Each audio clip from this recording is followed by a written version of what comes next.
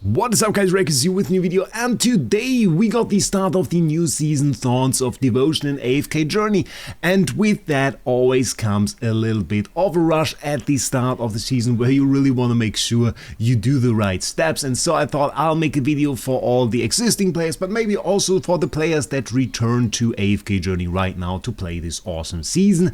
And we'll go over some basic AFK teams that you can use in case you just lack a few heroes, especially for the players that didn't play for a few seasons. This could be interesting. And then we're going to go over some tips that you might want to follow and over some new mechanics that you definitely want to keep an eye on.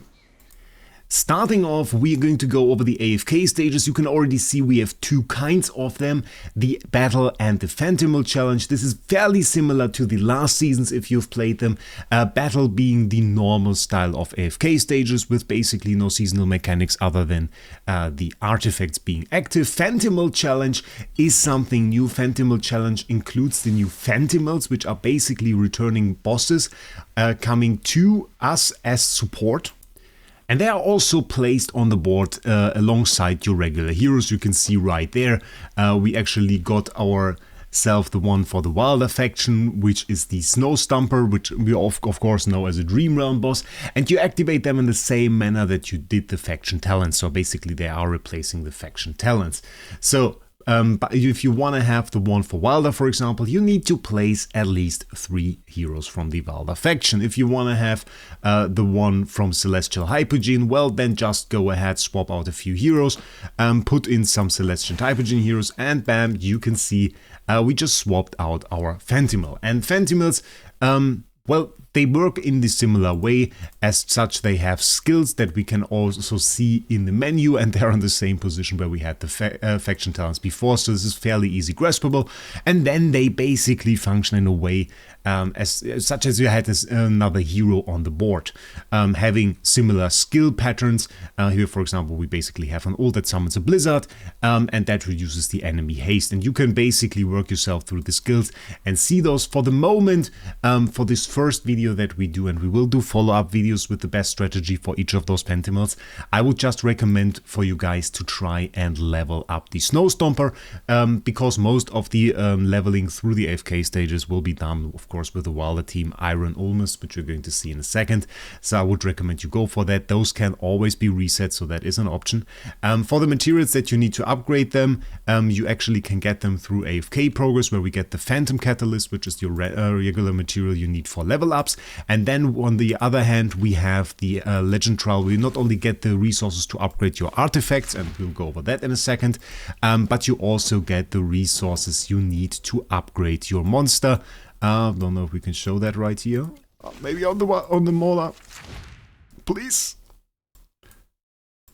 Okay, not really. Maybe we clear stage. And there you can see we actually get the second material for the monster also right here.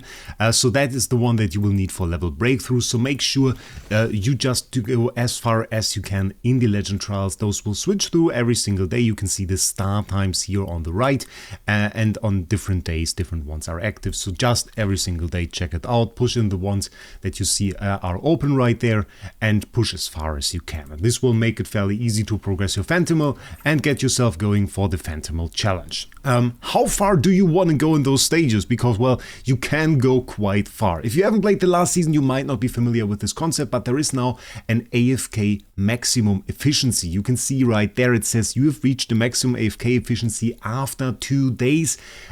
This means that for today, tomorrow and the day after, I'm at the maximum AFK efficiency. What does that say? Well, basically at one point AFK Journey decided that they don't want players to infinitely grind AFK stages to get infinitely higher level and have an advantage from that. So they said, okay, we don't want to make this a game where the person with the most time and, well, best heroes in that sense too, wins. We will cap the progress that you can make in AFK stages. So you can see I'm still beyond that. I'm still at 162, but I think today the maximum efficiency is actually only at 50, so something very, very low actually.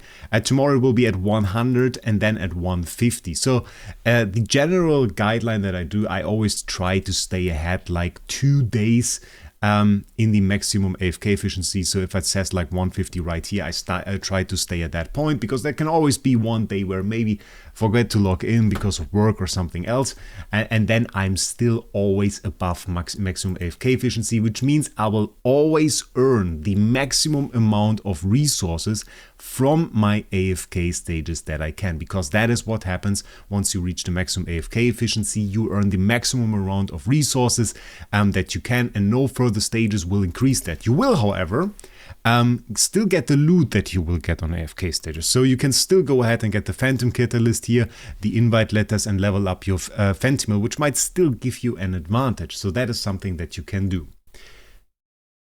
So for the teams, I've just decided to make 3 very basic teams that you can copy if you want, or of course there's always the option to check out the records of an AFK stage. You can see successful clears of it with rather low heroes, and you can see, for example, right here that one player has cleared it like that, and then you can just copy it. This is one option to do it. I've tried to make some teams that you can also follow. The first one that we see right here is a team that is very much so centered around Pharamore, being like a key hero to this and being able to clear a ton of damage. And then we have the Eironn and Ulmus combo. If you have no idea what that is, Eironn is a very special hero that has basically been insane since the start of the game, and what he can actually do is, once you upgrade him to Mythic Plus, he is able to cast his ultimate skill one time in the battle, right at the start of the battle, for no energy cost. And if you upgrade him to +10, that will immobilize and stop the enemies from moving for 6 seconds. And you can upgrade that with the Mythic Plus Ulmus to make that even longer. So this combo allows you to instantly CC the enemies, and we can take a look at that, for example, how this looks. Start of the battle, directly there is the ult. We use Valara to debuff the enemies immediately, and then your goal is just to basically survive long enough so that your Pharamore gets to an ult. We have the Valara buffs for that, and as soon as we basically CC the enemies again with Eironn, they are pretty well in the area of Pharamore and will be cleared out. And we have, of course, our Phantimal here as well to reduce the enemy haste and make it harder for them to actually move. And on top of that, I just used Tazi, though I have to say this is a little bit of a flexible slot. With all the teams that I'm going to show you today, I just try to mainly achieve that you can have the Phantimal active on every single one, because I feel like it's rather important to get those debuffs on the enemy, and also is a nice extra bit of damage that we can deal right here. So this team at the moment looks like this, with Valara, Eironn, Ulmus and Pharamore, and then we have Tazi on top. I just used her because she grants us some extra CC, but in reality you can use any hero that you want. Other popular heroes for teams such as this is, for example, Belrin for some extra damage. You can use Bonnie if you want some extra CC, that is also possible, or really whichever hero you are, because we already run 4 Wilder heroes. That means our Phantasmals activate and Phantimals activate anyway, meaning we don't really need the Tazi. Now let's go for another option that is a classic. It still works well, so I brought it back right here. This one is just an Odie team. Odie is a great hero that you can pick up very easily at the start of the game, because he's just an A tier in the Mauler faction, meaning you can easily put him on your wish list, and he has a great ability that allows him to instantly defeat enemies that fall below a certain threshold of their HP. So it did poison damage to them, and once they fall below the threshold that you can see on the enemy HP bar in a second, well, they will instantly be defeated. And this is actually a very, very strong ability. You can also use it to manually cast it. I will show you how to manually cast abilities in a second. But if you want to manually cast it, you can see in-game there's this cogwheel. You have to do a setting first to get this. And then you can just decide the hero you want to take out. And if there's one specific hero on the enemy side that deals a ton of damage, let's do this for example, then you can take out this hero specifically. You can see now we have the marker there from Odie, and this is a very easy way to take out threatening opponents. And then your tanks that we have here, I included Thorin. You can use any other hero for Thorin really. I thought a triple tank way here with Presto is pretty good. If you don't have Presto, using Thorin alone or any other tank really will work.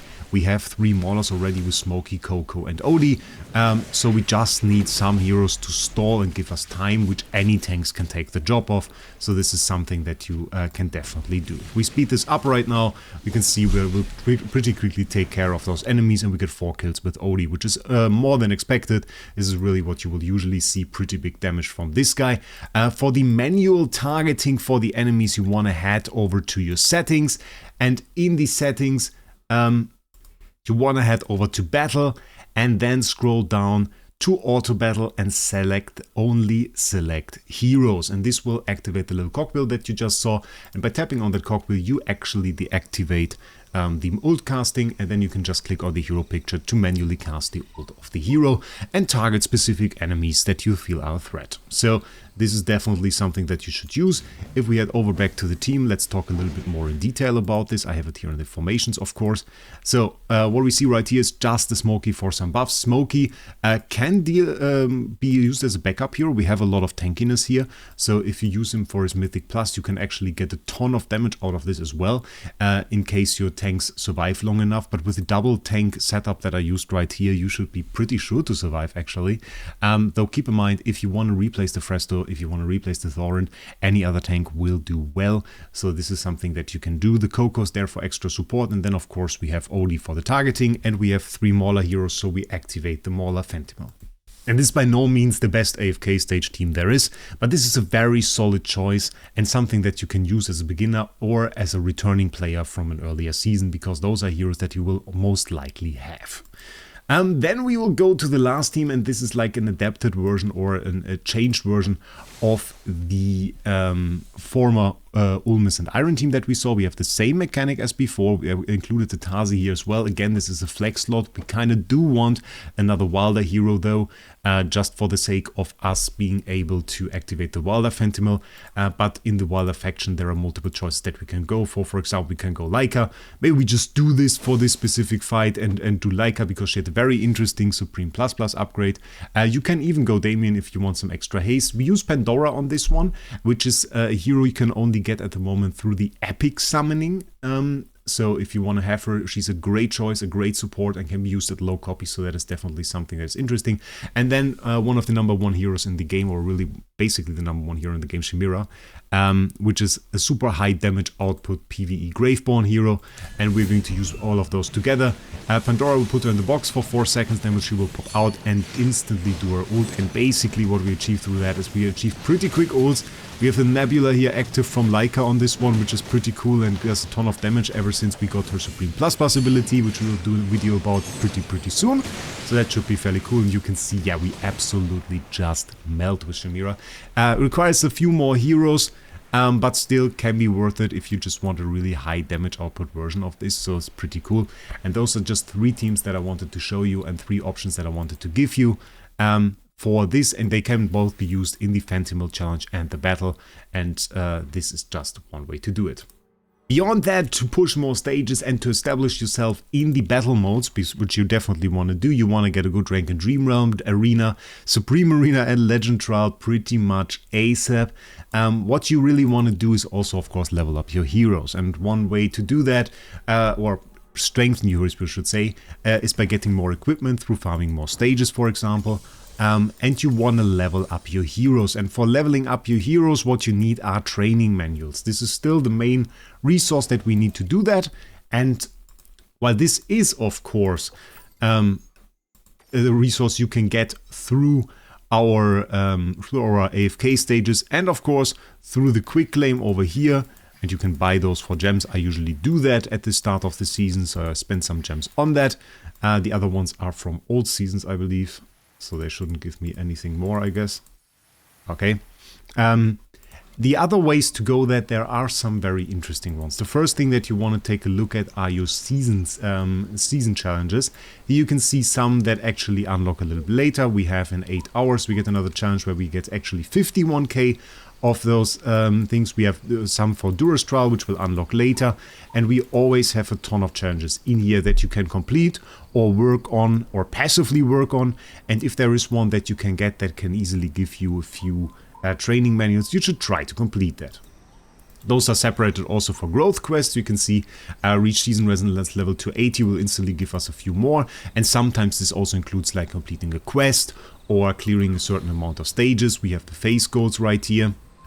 And also at the top we have the artifacts that we can unlock. You unlock some through the season and some through the season milestones that require you to do those challenges. And you can see the first one, Suzerain Echo, is one that we already have. But there are some very, very interesting ones in here that we will unlock later. Starblaze was pretty cool. Pact Bound is my personal favorite, so this is definitely one that you want to keep an eye on, and you just have to complete the challenges for it. Then there is a pay-to-win way that we have to talk about. So over here is the Season Noble path, and in the Season Noble path you can already see there are also training manuals here, season manuals, and those are mostly on the free-to-play side. We can scroll down a little bit. Yeah, mostly on the free-to-play side. We have some extra loot over here. And still I said, well, it is a little bit pay to win. How is that the case? Well, once we click on Unlock Season Travelogue, it will actually show us all the rewards that are in here. We can see there is a very nice cosmetic, the Divine Dance. We get a hero chest where I would definitely suggest Shemira to you. If you've already upgraded her, I would either go for Seren or for Sonya. Sonya is the better Dream Realm hero, so probably Sonya actually. But Shemira is a great choice from this. You get a ton of other resources, but on the other one, on the Season Legendary Travelogue, what you get is you get a milestone level increase by 20, meaning this instantly would boost me from level 3 to level 23. And this makes a big difference because we get, of course, all the rewards along the way. So I've quickly gone ahead and bought that. You can see I get some rosy jewels here. I get the frame, okay. It's pretty cool. Those are the direct rewards from the legendary one. But if I just hit quick claim now, you can see 178k season manuals that I just instantly got by buying this, not by completing challenges. And this will instantly help me level up. And you can see that was quite the substantial level up. On top of that gave me some resources to upgrade my Soul Stomper even further, potentially allowing me to progress further in stages. So this is something that will definitely make a difference and can help you achieve a higher Dream Realm score. That will help you get more loot from the season that you otherwise maybe wouldn't have. There is one way that you can go ahead though, and you can get the cheaper just by going through LD Shop. LD Shop is your #1 top-up site for Dragon Crystals for all the packs in AFK Journey. They offer a ton of discount coupons. If you go through the link down in the description, register your account, you can instantly get a 15% and a 5% discount coupon on top of their already super cheap prices that allow you to save a ton in game. And they offer basically all the packs that you can get over here, including the Classic Gazette that is great for summoning because every time you buy that up to a limit of 12 times you get 3000 gems, which is like a ton. And on top of that, after you spend 80 USD in 1 month on the website, you can also get one of the monthly passes for another game for free. Those are the top games on the site: Genshin, Honkai, Zenless and Wuthering Waves. If you play any of those, you can just get yourself a free pass just by buying a few AFK Journey packs for a whole lot cheaper. So that is absolutely great. I use LD Shop myself. A lot of people have used it now as well. It's a great website, absolutely recommend it. Use the link down in the description to save a little bit more. And thank you to LD Shop for sponsoring this video. Lastly, artifacts are usually pretty good. The seasonal ones offer higher stats. For the beginning, you can start with the ones from the base season. Here, Star Shard Spell is still absolutely stable. For PvP and Lightning and Confining Spell are great. Now you can use Confining Spell well with the Eironn team as well. Later on, usually the seasonal artifacts will outpower the ones from the base story. We will talk about those in depth. I will make videos analyzing the artifacts. For the Suzerain Spell, not really a big fan so far, so I stay with the ones from the base season, but later on we'll get some that are absolute game changers. And then should make sure to subscribe to this channel so that you don't miss the info about those when they happen. So definitely something you should keep an eye on. One question that is always there for returning players: are the rate up heroes any good that are right there? I have to say Ravion is definitely a very nice Dream Realm buff hero. You can use him also for PvE, though he doesn't shine too much there. Is still decent. Perseus is really more of a PvP hero, though he is an absolute beast in PvP. So this is like just a short review, so you can keep this in mind. Would I summon any of those if my main focus were AFK Stages and Dream Realm? Maybe Ravion for Dream Realm, but that's about it. So like I would focus more on getting your other heroes done, like really an Eironn at Mythic Plus will get you so much further than those current rate up heroes, that I would definitely keep an eye on this and focus on this. Other than that, we'll of course make a ton more videos about the upcoming season, including reviews of Perseus in depth and Eliseth, the new Celestial hero. So definitely subscribe to the channel, keep an eye out for this. Other than that, I wish you a great day and we'll see us in the next one.